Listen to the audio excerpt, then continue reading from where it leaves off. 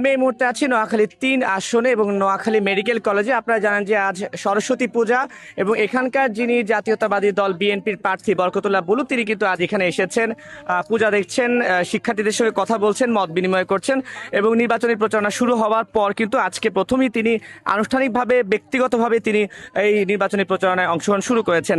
গতকাল প্রচারণা শুরু হলেও তিনি দলীয় কাজে ঢাকায় ছিলেন, এই কারণে তিনি যোগ দিতে না পারলেও তার স্ত্রী এবং তার সন্তান যারা আছেন তারা কিন্তু প্রচারণা শুরু করেছিলেন।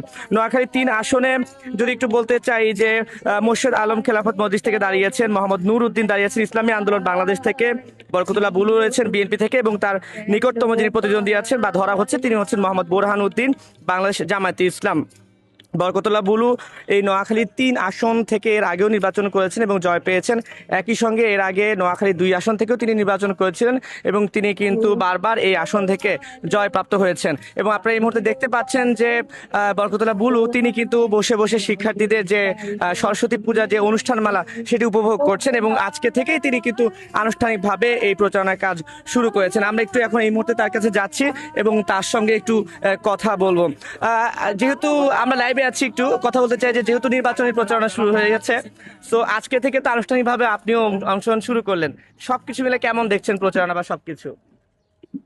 না, প্রচারণা আমরা ইনশাল্লাহ অনেক আগ থেকেই যখন এই ছিল ওর থেকেই, কারণ হলো আমি এখানে 4বার সংসদ সদস্য নির্বাচিত হয়েছি।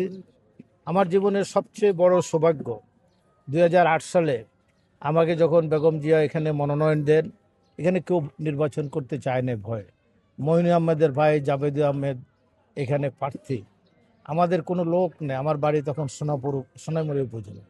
আমি এখানে দাঁড়িয়েছি কারণ 26 ইউনিয়নের আগে আমি 2 পৌরসভার আমি এমপি ছিলাম, মন্ত্রী ছিলাম।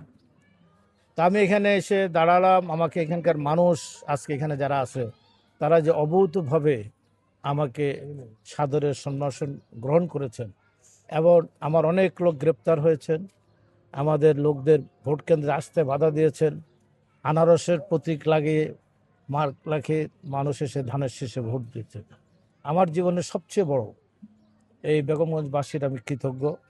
সেই 2008 সালে মঈন আহমদের বিরুদ্ধে আমি ভোট করেছি এবং বাংলাদেশে একটি মাত্র নির্বাচনী এলাকায় যেখানে নৌকা প্রতীকে জামানত বাজার পেয়েছে, মাত্র 4025 ভোট পেয়েছে। অতএব আজকে আমি আবার এখানে প্রার্থী। আমি দেখছি এখানকার মানুষ আগের মতোই আমাকে অভ্যর্থনা জানাচ্ছেন, ভোট দেওয়ার জন্য তারা আগ্রহী। আমি সবার কাছে কৃতজ্ঞ, সবার কাছে দোয়া চাই।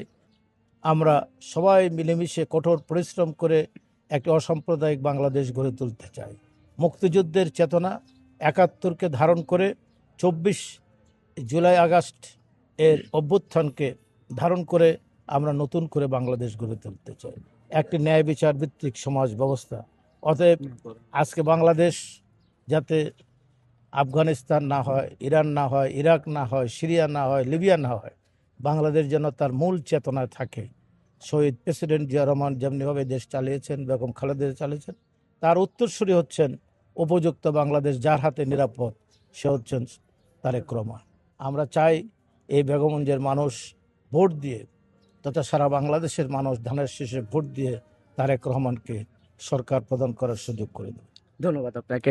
আমরা এতক্ষণ কথা বলছিলাম নোয়াখালী 3 আসনের যে প্রার্থী বরকতুল্লাহ বুলু, তিনি বলছিলেন যে যে অসাম্প্রদায়িক বাংলাদেশের স্বপ্ন বাংলাদেশের মানুষ দেখেছে, সেই অসাম্প্রদায়িক বাংলাদেশ গড়তে হলেই কিন্তু ধানের শীষে ভোট দিতে হবে।